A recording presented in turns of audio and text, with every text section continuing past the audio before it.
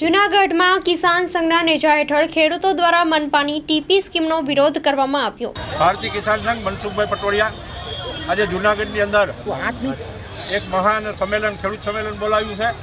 વિશાળ સંખ્યાની અંદર જૂનાગઢની અંદરની જે આજુબાજુના ગામો છે એમાંથી ખેડૂતો ઉપસ્થિત થયા છે। અમારી બહેનો પણ આજે પોતાના ખેતીના સાધનો લઈને આવી છે। એટલે અમારી માંગ છે સરકાર પાસે કે જૂનાગઢ મહાનગરની અંદર જે ટીપી લાગુ કરી છે એ ખેડૂતોને ખૂબ નુકસાનકારક છે, કારણ કે ટીપીની અંદર 40% જમીન જાય છે અને બેટરમેન્ટ ચાર્જ આ ખેડૂતોને ભરવો પડે। અને ખેડૂતોના પૈસેથી આ મહાનગર વિકાસ કરવા માગે છે એ ક્યારે હાલે નહીં।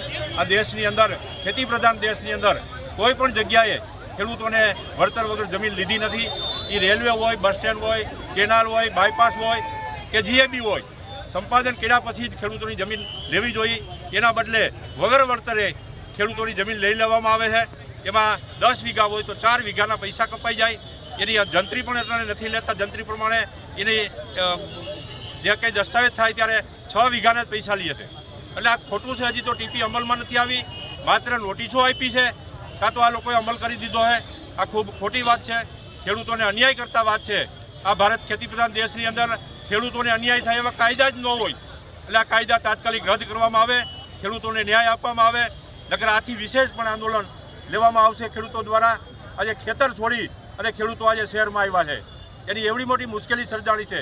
બીજા નંબરમાં મહાનગરપાલિકા થયું એને 20 વર્ષ થઈ ગયું, 2 દાયકા થયા છતાં પીવાનું પાણી ગામડામાં મળતું નથી। અમારા ગામમાં પીવાનું પાણી નથી મળતું, એવી રીતે આજુબાજુના ગામમાં પીવાના પાણી પણ નથી મળતા। કોઈ પ્રાથમિક સુવિધા નથી, નથી આરોગ્ય, નથી શિક્ષણ, નથી પોસ્ટ ઓફિસ, નથી એમાં બેંક, કોઈ સુવિધા 20 વર્ષમાં આપી નથી આ નગરપાલિકાએ। અને ખેડૂતોને હેરાન કરવા માટે આ જે કંઈ બિલ્ડરો છે એના મારફતે માંગ કરી અને આને ટીપી દાખલ કરવાની જે સાજિશ થઈ છે એનો સખતમાં સખત ભારતીય કિસાન સંઘ વિરોધ કરે છે।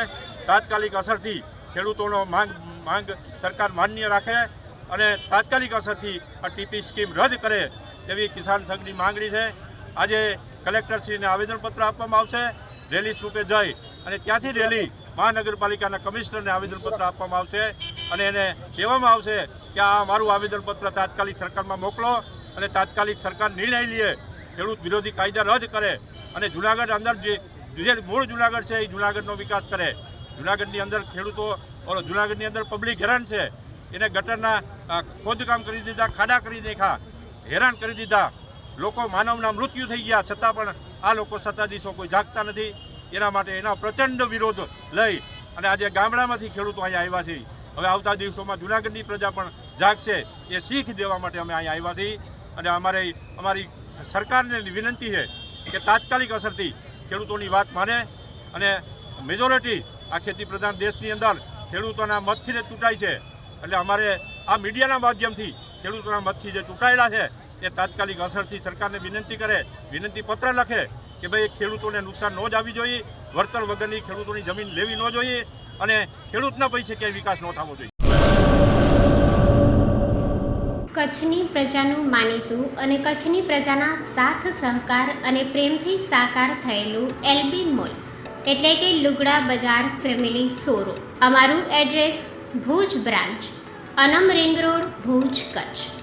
Mobile number 8980413537। Mandvi branch, Nandanvan society, Mandvi, Bhuj highway, market યાર્ડની બાજુમાં, માંડવી, કચ્છ। Mobile number 6353695514। નોંધ: રવિવારે આખો દિવસ શોરૂમ ખુલ્લો રહેશે।